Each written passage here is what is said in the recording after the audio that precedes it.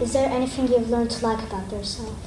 Yes, I've always been told I talk too much, even throughout school, even now. But actually, I like to always think I'm very respectful when I speak, and it makes me quite friendly. People think I'm quite approachable because of that, and they do like to tend to come and talk. But I'm quite honest, so people always know what I'm thinking or what I'm feeling. But again, when I am doing this, I don't ever want to come across as being rude or any way, so I always am cautious of how I say things. And you learn to, when it's appropriate, to say things as well. Is there anything you've learned to like about yourself? Yes, as a child, I was always very, very quiet. And I used to get told in school that I needed to talk more, put my hand up more, get involved more. And I didn't want to. I was quite happy being in the background. And I've realised now that's given me the skills to be a good listener, to actually listen when people are talking to me, and thinking about how I might be able to help them by asking them questions. I think one of the main things that I've come to like and love about myself is actually my body and who I am, because I know growing up there's a lot of pressure on physical appearance and how we look and how our bodies are, and we do a lot of comparing to others, and I know that growing up I did a lot to try and fit in with my friends and everybody else. But what I came to realise was that I do have more of an athletic body, and I am more sporty, I am quite fit, physically fit, and I find a lot of enjoyment now in sports. I went on to do gymnastics and win medals, I play netball, I play football, so appreciating and valuing my physical abilities and my strength was really important to me. Is there anything you've learned to like about yourself? Yeah, so when I was a child I had a lazy eye.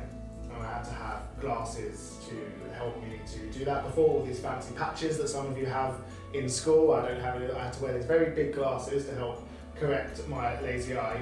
And since then, it's kind of, whenever I feel myself being really tired, I can notice it actually come back a little bit.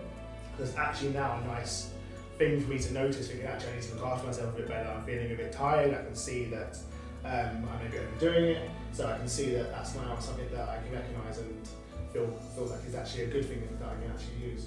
And for me, I think it is growing up, my brother was always really good at sports. He played American football, hockey, baseball, all of them. And then my sister was a really good ballerina as well. And so they were very sporty people, and I wasn't. And so I always thought like, oh, you know, I'm not as good as them. But then I realized that my talents are slightly different. So a lot of people come up to me and say, you're so tall, why don't you play basketball? Well, I didn't like basketball, I don't like sports. And I was always embarrassed to say, you know, I like being creative, I like art, I like ceramics or painting or photography. But now I think those are the things that make me interesting and unique. I grew up with 4 brothers, so when I was younger, I always found that I was into supposedly more boyish things at the time, or at least I thought that's what boys enjoyed and not girls. For example, playing sports. I didn't like jewellery, I wasn't into hair and makeup.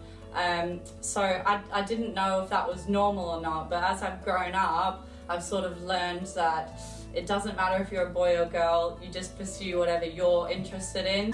People used to say that I was a pushover, or I would just do things that other people wanted me to do and not what I wanted to do for myself, or that I would not make decisions for me, which I appreciate can be a problem, and was a problem, but it's something that I've grown into, and I'd like to now consider it me being kind and being considerate of other people, rather than being a pushover or just doing what other people want. So it's a choice that I have made, and I now consider it to be a strength rather than a weakness. It always took me just a little bit longer to understand my learning, especially with reading. And I found myself kind of avoiding it for a while, and then I realised if I didn't practice I would never overcome that. So I kind of pushed that with my resilience, and of course I still make mistakes now, but I laugh it off, so I try not to dwell on when I've made a mistake. And I'm also like to daydream quite a bit, and I used to struggle a bit with that. But now I've realised that's kind of made me creative and who I am, and I'm happy with it. What I've learned to like about myself is my hearing aids, because I've always considered myself a good listener, and being in this job, then finding out that my hearing wasn't as good as I would like it to be, and having to wear hearing aids was really difficult for me to begin with at first. But actually I hear as well as you do, and you know, it's helped children and adults whose hearing is not as good as they want it to be.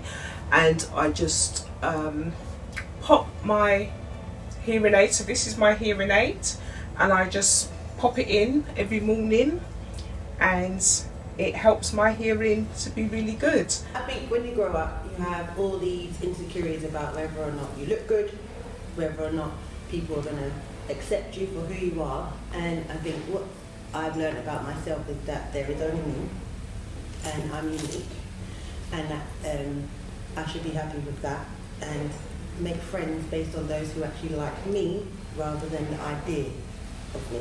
Is there anything you learnt to like about yourself? Yes. When I was younger, I was probably described as quite hyperactive.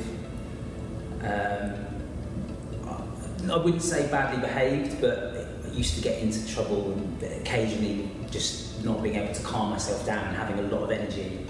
And I found that actually helped me excel in sport. So when I started getting into sports at a young age, I started doing gymnastics when I was about 8. A lot of the energy that I had, kind of I put into more positive things. I started to put a lot of pressure on myself to always be perfect. I felt really bad about myself if I made mistakes, and I didn't understand the benefit of that. So I think now I've learned to understand that being a perfectionist has some really, really positive qualities. You know, it makes me passionate, it makes me work hard, it makes me want to do well at everything that I do. But at the same time, I had to take a step back and realise that I can't be perfect at everything. You know, no one can be perfect at everything. So we all make mistakes. I had to learn not to be so hard on myself when I did make mistakes, and to just really understand that we learn from our mistakes, and other people around us learn from our mistakes, and we grow from them.